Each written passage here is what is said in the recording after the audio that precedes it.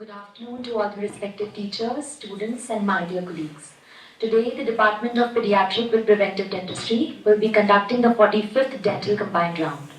The speakers of today's DCR are Dr. Sanika Rathi, PG Resident Second Year, and Dr. Khushbu Pariyar, PG Resident Second Year.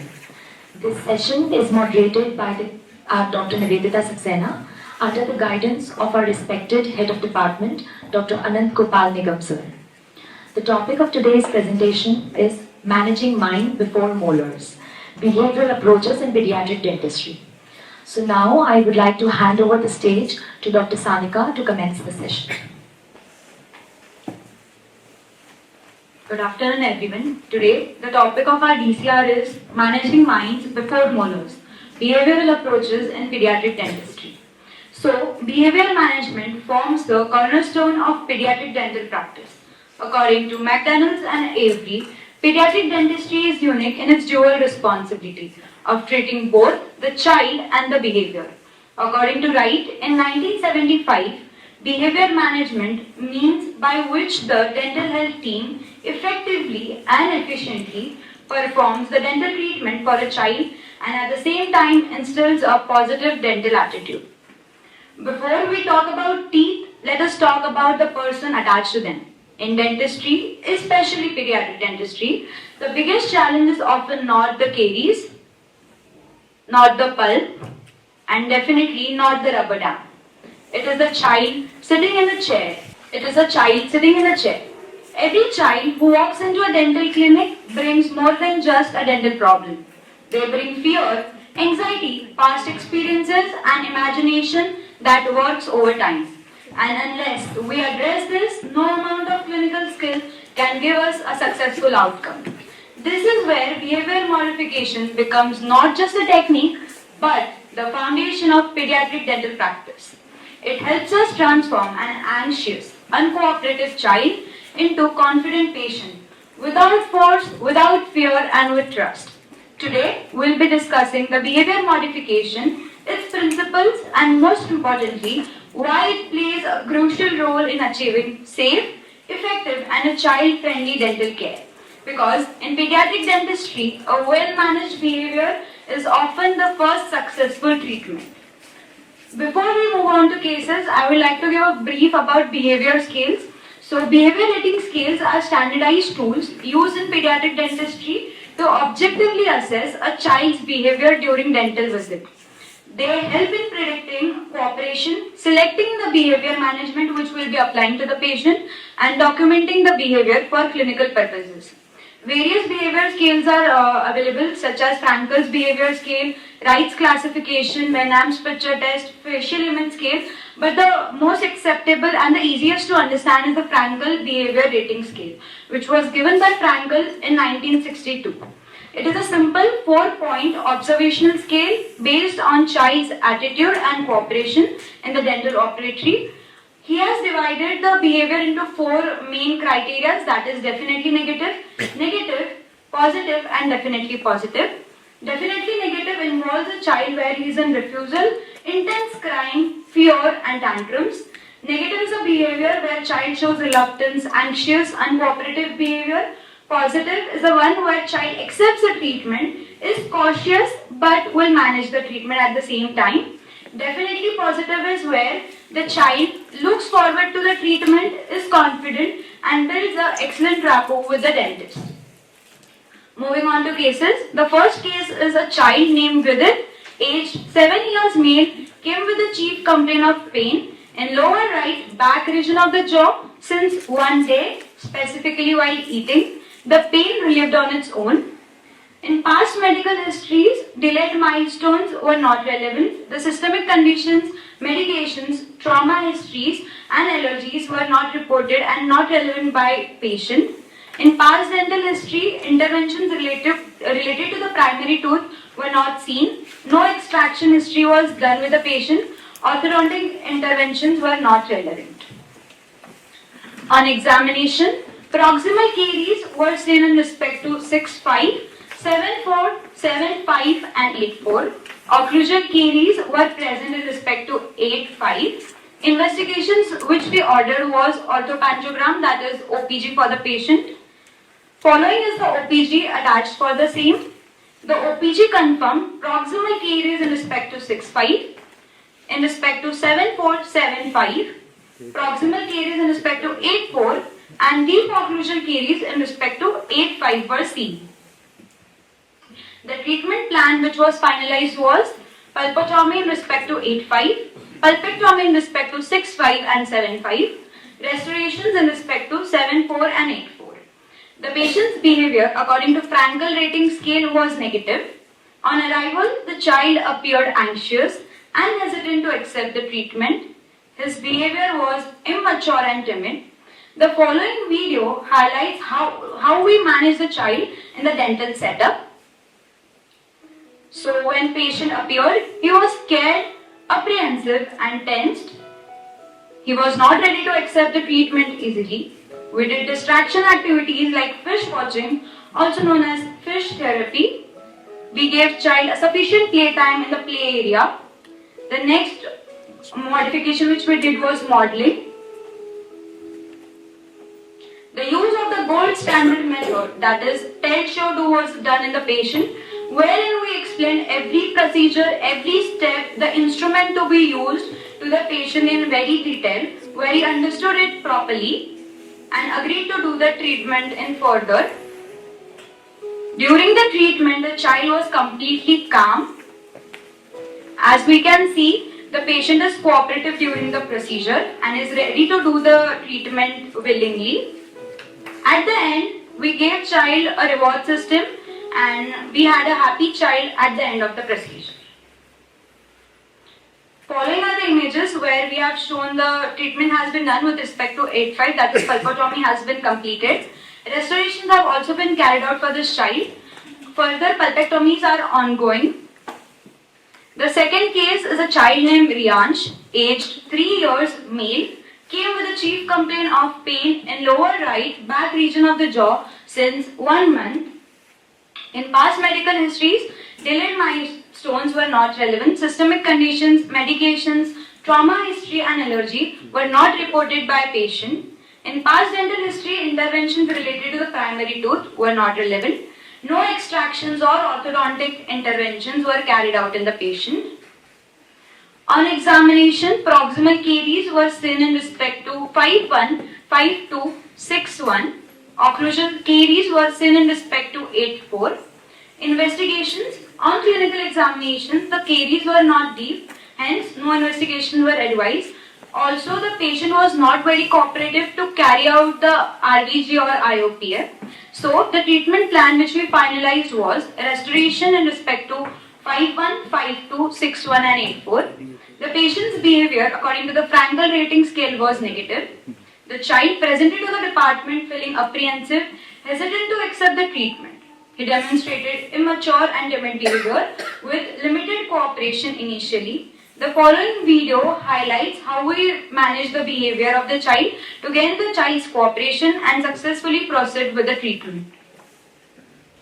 So the patient was apprehensive, not ready to leave his grandparents when he came to the department. So first things first, we did build a very good rapport with the child. Again, the use of gold standard method was done, that is tell, show, do.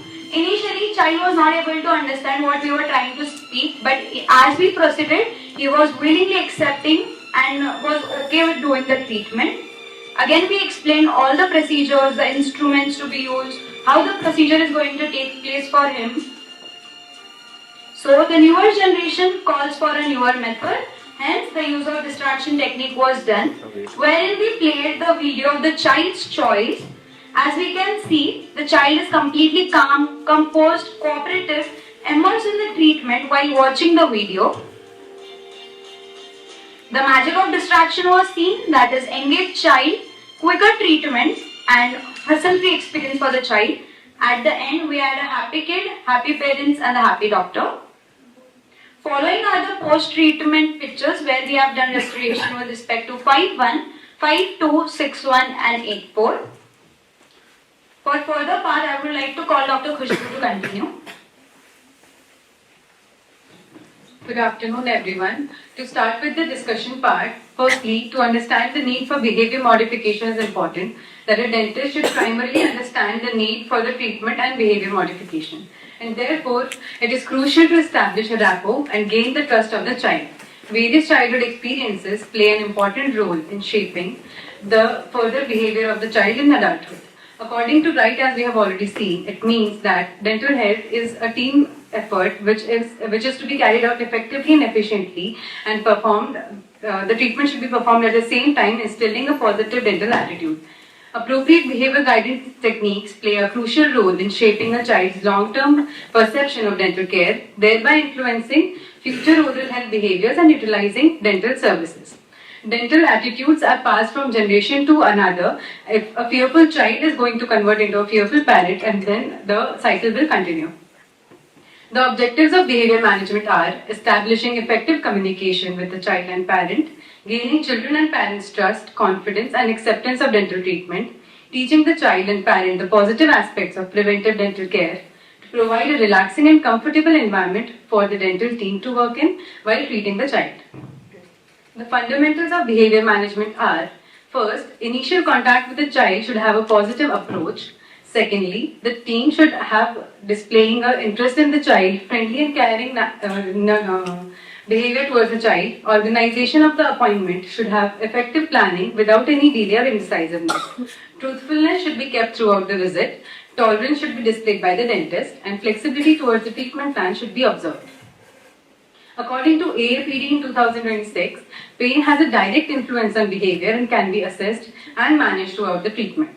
Pain or a painful past health care visit helps the dentist anticipate any possible behavior concerns, and prevention or reduction of the pain during the treatment can nurture the relationship between the dentist and the patient by building the trust, allay fear and anxiety, and enhance the positive dental attitude for future visits. The following area of questioning and behavior assessment is observed. For example, the child having eye contact with the operator, obtaining answers to the questions from the children, such as the name of the child, observing the display of enthusiasm or shyness during and after the dental experience will help us categorize the child into the previously discussed behavioral category and plan our further approach towards the child. So a child's first dental visit should be structured such that the child's first introduced to the dental environment in the dental laboratory, which should be child friendly. Then after the initial rapport is built and behavior is evaluated, parental consultation and discussion should be done regarding the concerns, followed by examination to formulate a provisional diagnosis. Required investigations are performed to form a definitive diagnosis, followed by correct required treatment plan formation and delivery after parental consent. The behavior is managed using different recommended techniques classified according to the primary, secondary, and tertiary, where primary techniques are done to prevent any negative consequences. Secondary are done to manage any present anxiety, and tertiary to manage a negativism and phobia kind behaviors. The few of the most common techniques which are used and will be discussed in the further discussion part is the pre-appointment behavior modification, communication, use of second language, tell, show, do, visual imagery, distraction, etc. First method that we are going to discuss is the pre-appointment behavior modification method. Several methods of such are used. This helps in building a positive pre-appointment imagery, direct observation, and pre-appointment mailings. In these techniques, patient previews the positive photographs or images of the dentistry and dental clinic before the treatment or appointment. Patients are shown a video or are permitted to directly observe a young cooperative patient undergoing dental treatment and obtain prior information and familiarize with the dental environment and the dentist. The objective of this technique are to provide children and parents with the visual information and what to expect during the dental visit. Providing this will help enable the children to formulate their own ideas and ask any relevant questions before the dental treatment is commenced. Communicative management is used universally in pediatric dentistry with both cooperative and uncooperative children. It is a fundamental basis for establishing a relationship with the child. It is of two types, verbal and non-verbal. Once the procedure is begun, bidirectional communication should be maintained and the dentist should consider the child as an active participant in the care provided. Verbal communication is done by speech using a voice that is constant, gentle but firm in a way that makes the child understand that we are well-wishers of the child. Non-verbal communication is done using body language, smiling, eye contact, expressing feelings without speaking, showing concern by touching, patting or hugging the child. Use of second language or euphemisms does not mean that speaking to a child like they are 8-year-old or speaking to a child who is 3 years old as if he were an adult. It means that we are able to understand, make the child understand what we are trying to convey. And for example, we can use things such as calling the spoon, calling the mouth mirror a spoon mirror, and a rooter can be called as a tooth shower to explain the child appropriately. The next technique is the Tell-Show-Do technique, which was given by Addleston in 1959. It is a cornerstone of behavior management and may sometimes be called as an approach by successive approximations. The technique involves verbal explanation of the procedure to the child, demonstration for the patient to understand the visual, auditory, olfactory and tactile aspects of the procedure. Then, without deviating from the explanation given, we complete the procedure. The objectives of this technique are to teach the patient all the important aspects of the procedure, familiarize the patient with the dental setting and armamentarium, and shape the patient's response to various procedures. According to a study which was conducted in our department by Dr. Aditi, it has been formulated that in today's visually stimulated, technology-driven generation, compared to tell video do, engages the child better and reduces their anxiety more efficiently and enhances their cooperation during dental procedures. Next technique is modeling, which is based on Bandura's social learning theory, where fearful avoidant behavior can be extinguished throughout observation without any adverse prolonged consequences to the performer. The 4 conditions that are necessary to be present in the child to display the model behavior are attention, retention, reproduction, and motivation. Modeling can be of 2 types, audio-visual and live modeling by a sibling or a parent.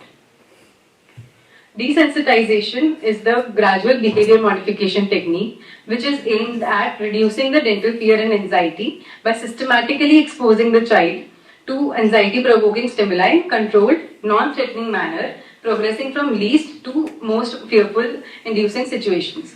It states that fear response diminishes when the stimulus is repeatedly presented without negative consequences.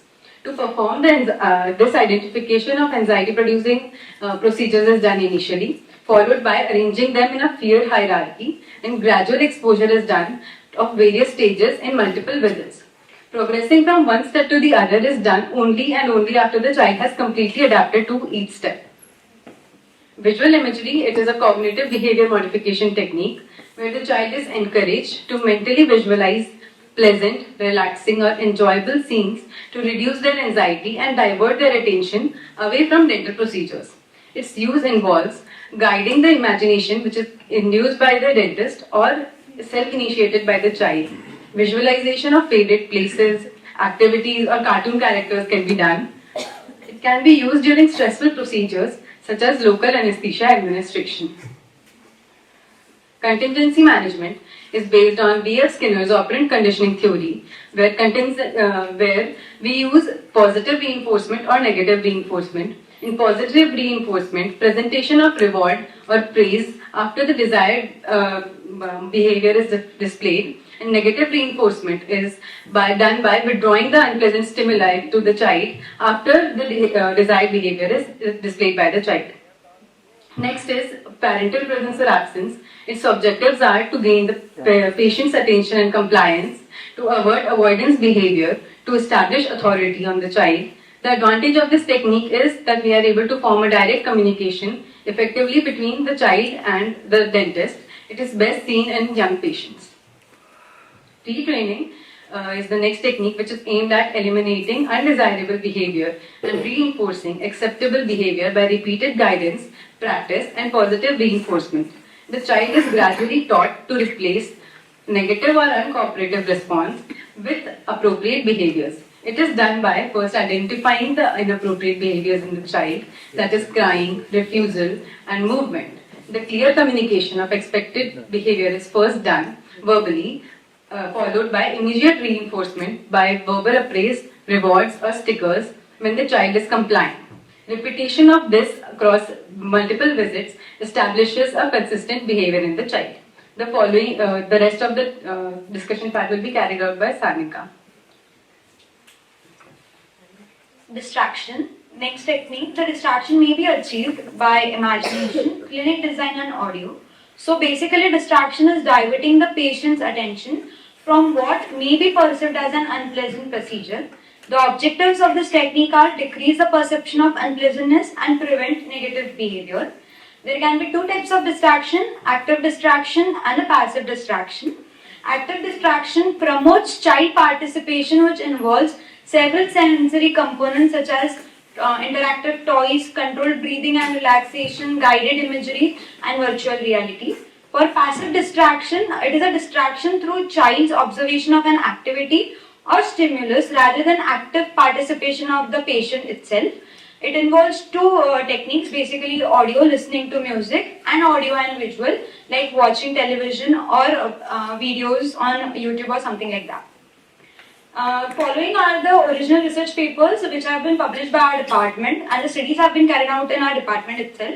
The first study is evaluation of effect of volatile essential oils on dental anxiety during the dental treatment in pediatric patient, and in vivo study carried out by Dr. Mrinal. The results of this study concluded that the lavender oil and the rose oil groups demonstrate a highly significant difference between the pre-treatment and the post-treatment score and reduced the anxiety significantly. The next study was carried out by Dr. Simran, which was comparison of effectiveness of virtual reality, audio and tell show to distraction technique in management of anxiety in 6 to 12-year-old children undergoing a restorative treatment. The study concluded that distraction techniques such as VR and audio are effective in reducing anxiety among pediatric dental patients. Virtual reality distraction proved to be most effective method and may be recommended for routine procedures in the pediatric dental setup.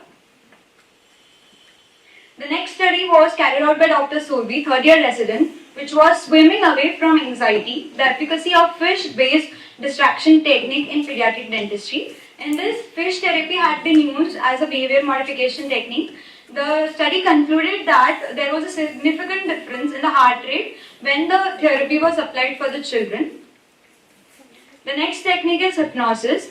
It was first suggested by Franz A. Mesmer in 1773. It is defined as a state of mental relaxation and restricted awareness in which subjects are usually engrossed in their inner experiences such as imagery, are less analytical and logical in their thinking. Hypnosis is gaining wider acceptance in medicine as a treatment modality for the pediatric patient, thanks to a growing body of the empirical evidence supporting its efficacy. The format of hypnosis session is as follows: induction, deepening, therapeutic suggestion, and then post-hypnotic suggestion and safeguards, and then reversal. This technique is very sensitive, hence needs a proper education before you apply this in daily practice. Following are review articles, which was given by Sharath Ashokan et al. Stating Behavior Puzzle, a non-pharmacological behavior management, which was published in 2025. A major strength of this review is that it reinforces the idea that communication is the cornerstone of behavior guidance. Practical tools like Ask, Tell, Ask, Teach Back, motivational interviewing make the approach more structured and effective. They have also focused on behavior assessment during the first visit itself. Other techniques which they have been discussed in the articles are tell, show, do, positive reinforcement, distraction, modeling, memory restructuring, stabilization, hand-over mouth, voice control. Overall, the article supports a graded approach based on the level of dental fear. For example, starting with the most basic behavior guidance for lower anxiety levels, adding coping strategies and retraining and moderate anxiety, and combining psychological and pharmacological supports for the higher anxiety levels and the more difficult children. The next review article was Recent Advances in Non-Pharmacological Behavior Management During Dental Treatment in Pediatric Patients, a review article by B.B. Igdia et al., published in 2025. The paper enforces that first line of management in children should be non-pharmacological behavior guidance, aiming to build a positive dental attitude through communication, empathy, and coaching and listening. They have discussed audio analgesia, audio tactile performance, aromatherapy, which was carried out in our department as well, mobile dental games, virtual reality, with all that is writing in the air using leg technique, where an active distraction technique during the local anesthesia injection is to divert the attention and reduce the pain for the child. Other are modifications of tell show do, such as tell play do, tell show play do, tell touch try smell do, ask tell ask, teach back technique, animal assisted therapy, and sensory adapted dental environments. This is another review article where they have stated the 9 major distraction methods, and overall they have concluded that audio-visual distraction and active distractions like tablets, smartphones and virtual reality are gaining more confidence in patients rather than the traditional approaches. To conclude, the true goal is not simply to complete a procedure but to deliver a care in a way that is safe, ethical, child-centered and psychologically supportive. When applied correctly, these techniques reduce the fear, the need for restrictive or more advanced technique towards the pharmacological approaches, and help create a child who is confident, cooperative and willing to return to the treatment for future care. To end, the take-home message would be for today: effective behavior management is a key to safe, ethical and effective pediatric dental treatment. To end, I would like to say a successful appointment is not just a finished filling, it is a child who agrees to come back to you for the further treatment. I would like to acknowledge Dr. M.L. Swankar sir, Dr. Achal Gulati sir, Dr. V.K. Kapoor sir, Dr. Suri Sachdeva sir, Dr. Narendra Padiyar sir, Dr. Deepak Rai Singhani sir, and all the respected teachers and professors. Thank you so much.